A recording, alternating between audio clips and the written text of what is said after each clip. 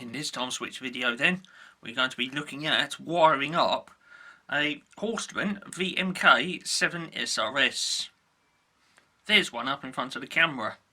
Now, I'm not going to be actually wiring it up. I'm just going to go through the terminals on the bottom of it, what you can use it for, what you cannot use it for, and various different things like that. I've got a screwdriver. We get it into the screw head on the top here. We loosen that off. Okay.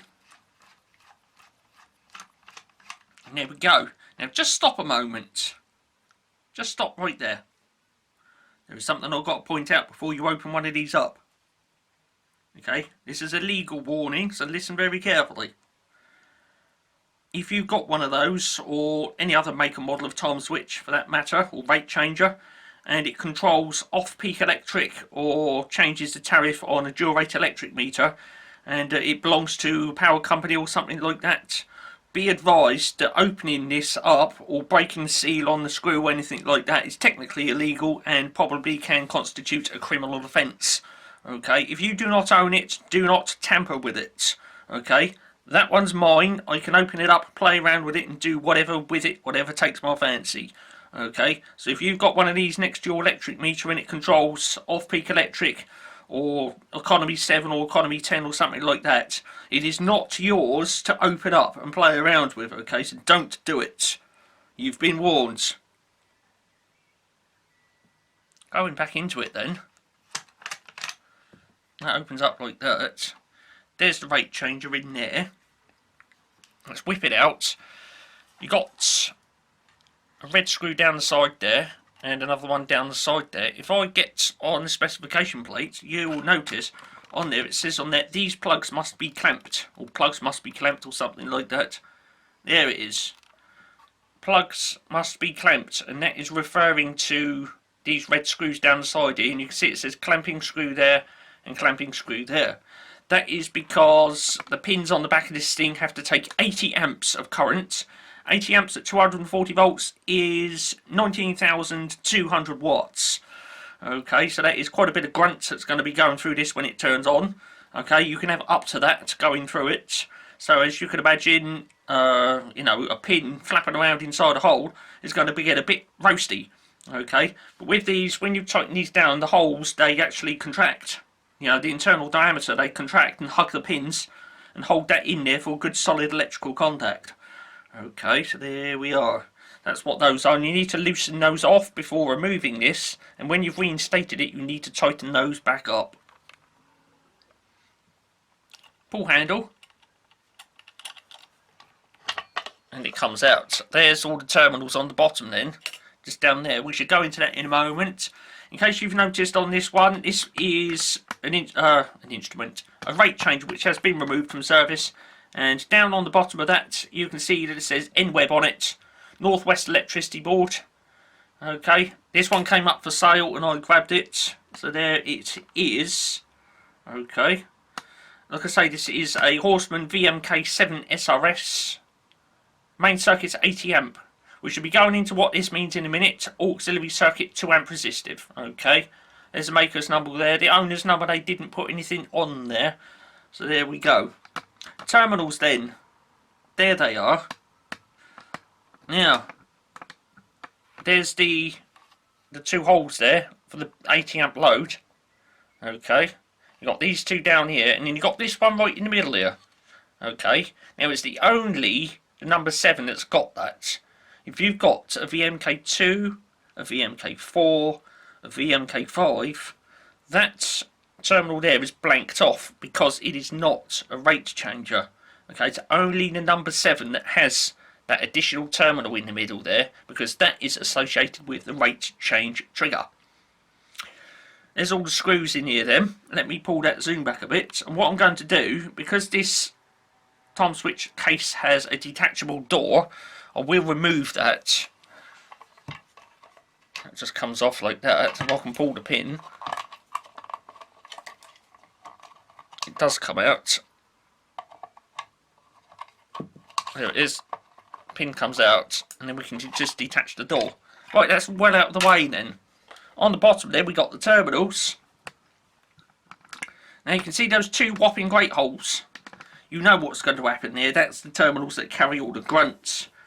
This is the input one here. You can see I can get my finger in there. Okay, it just disappears straight in there. Okay, there you can fit a 25mm conductor up that, and that is really speaking what you should be putting in that.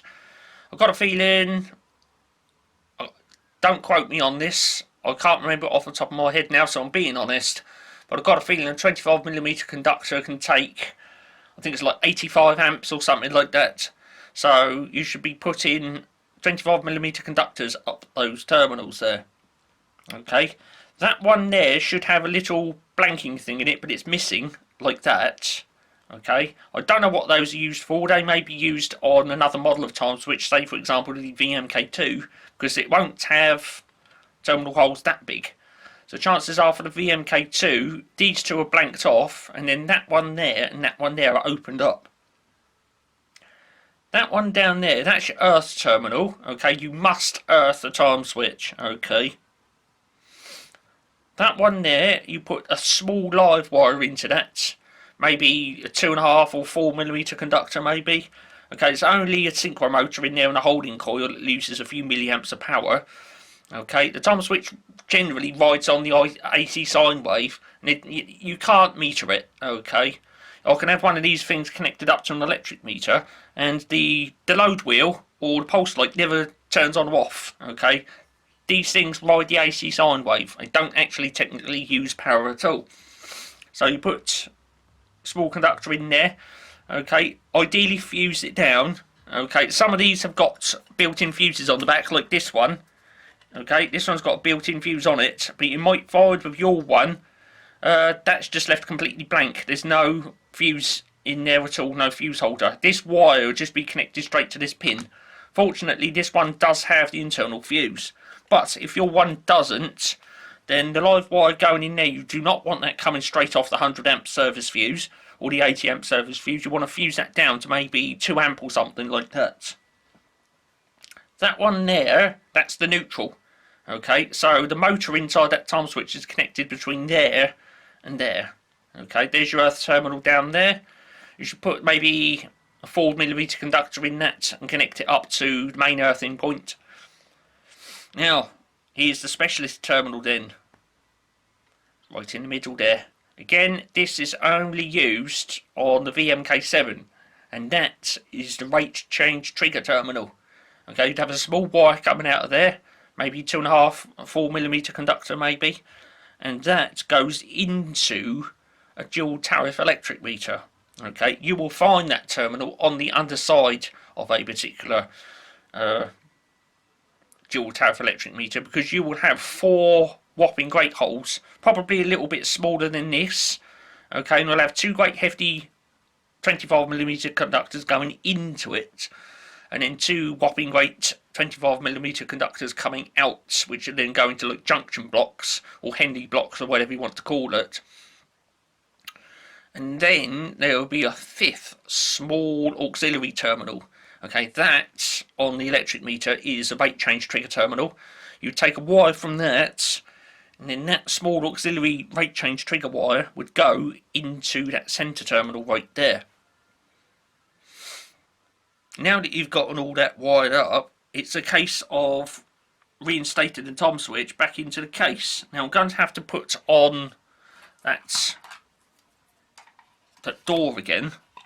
So put this back on.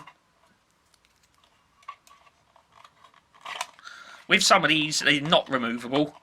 If you've got the one where it's the Bakelite door with the little window in it, I don't know if I can find it on here, but just there's a little hole, and there'll be a screw in there, and there'll be a metal pin that goes through there, and that screw goes into the metal pin to hold on the door. With these plastic polycarbonate doors, you've actually got a plastic pin that goes through. Okay, you can't pull that out when the door is closed, because there is some kind of little lip on there which prevents that from being pulled out when the door is closed. So there's our terminals then. What I'm going to be doing now is showing you that pin base on the back of that and showing all the pins that are on the back of it, and into it we go from there then.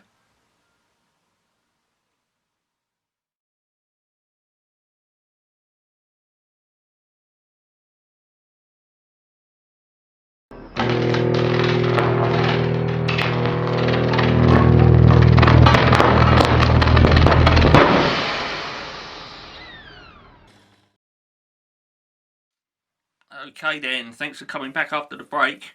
There's the time switch then. We're going to be looking at the pin... do excuse me. We're going to be looking at the pin base on the back of that now. Okay, in section 1, we looked at wiring up the base. And now we're going to be looking at the pin base on the back of that. Let's flip it around. There it is. I do need to put something... I'll use the base, of course, just to hold that there. Right, let's go into it then. I think I've discussed this in previous videos, but just for your convenience, I will discuss this again in this video. Okay then, about there will do, because I've got to get my fingers in there and point everything out. I've just put it on manual focus so I can put my hand in front of the camera, and when I take my hand away, the focus remains the same instead of going in and out all over the shop. These two pins here then, they are the big chubby 80 amp contact pins. Okay, these two little ones down here, these little wee skinny ones, these are what powers the synchro motor. Okay, you can see these wires coming up here, they disappear in that can. Okay, there you go, you can see they disappear in that can, and that powers the motor in the back. Now the motor is roughly around about the same size as that. It's look really flat but quite wide. Okay, inside there. And there we are. There's that little pin just there. That is for the rate change trigger. You will find that only on this time switch. Okay, the number 2, the number 4 and the number 5 do not have that centre pin right there. Just coming over here, pokey screwdriver, just in there we've got the 80 amp contact. That is the contact which takes all the grunt. Okay, the 19,200 watts of power. Okay. So when this cam here, this black cam here, when this turns on, see this lever here coming up here? Well, that cam lifts up and then this contact here snaps closed. At the same time as that, you've got this little wee 2 amp contact here. That closes and does the rate change on the electric meter. Now, I do need to point out that that little auxiliary contact in there, it switches to neutral. Okay. So you'd have live currents coming into this pin here, going down through that contact, and then the other side of that contact is connected to neutral. Okay, if you look just down here, you can see that purple wire just down there. That is coming from that contact and is connected straight to neutral. So when that turns on, it's actually switching down to neutral, which then does the rate change on a dual tariff electric meter. That contact in there was only 2 amp, so you cannot really use it for switching anything else, and you really shouldn't use it for switching anything else either, because it's a neutral contact. Okay, it switches down to neutral.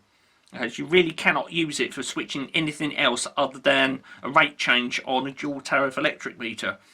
Okay, up in the top right hand corner then we've got a little cord grip there for these wires that go into the can.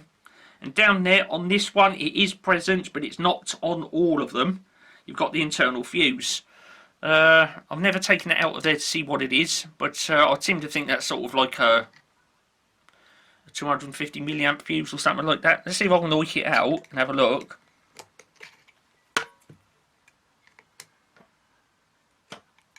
Okay, that is proving a bit difficult to pull out.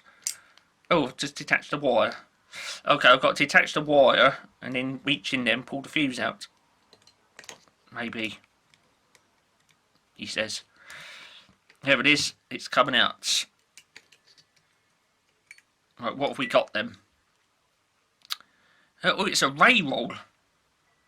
Let me adjust that focus for you.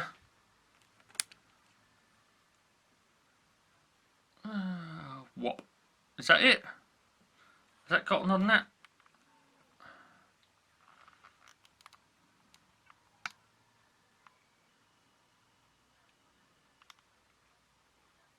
Let's say LA5A on that. Back onto manual. LA5A, that's a bit much. 5 amps. We don't want 5 amps in there, but you can see it says ray roll on it. Ray roll, it just goes to show how old that fuse is, because I don't think ray roll are around anymore. So there's a ray roll 5 amp fuse in. That's a bit much. That's a British Standard 1362 fuse in that, or British Standard 1361 fuse. Oh, I wonder. That looks like a consumer unit fuse that's in there. Well, that really shouldn't be in there. They should have like maybe a little 500 milliamp fuse in there, not a 5 amp. Mind you, though, I haven't said that. If you think about it, coming into that, you've got an 80 amp fuse, so that's better than nothing at all, I suppose. So, yes, but really speaking, that fuse in there should be a little 500 milliamp fuse, not a 5,000 milliamp fuse, which this is. Okay, this is, well, it's 1,000 milliamps into 1 amp, and this is 5 amps, so it's 5,000 milliamps then. That's a bit much, really. You should have a 500 milliamp fuse in there. So let me reinstate that in there then. Like I say, this one does have it, your one might not have it.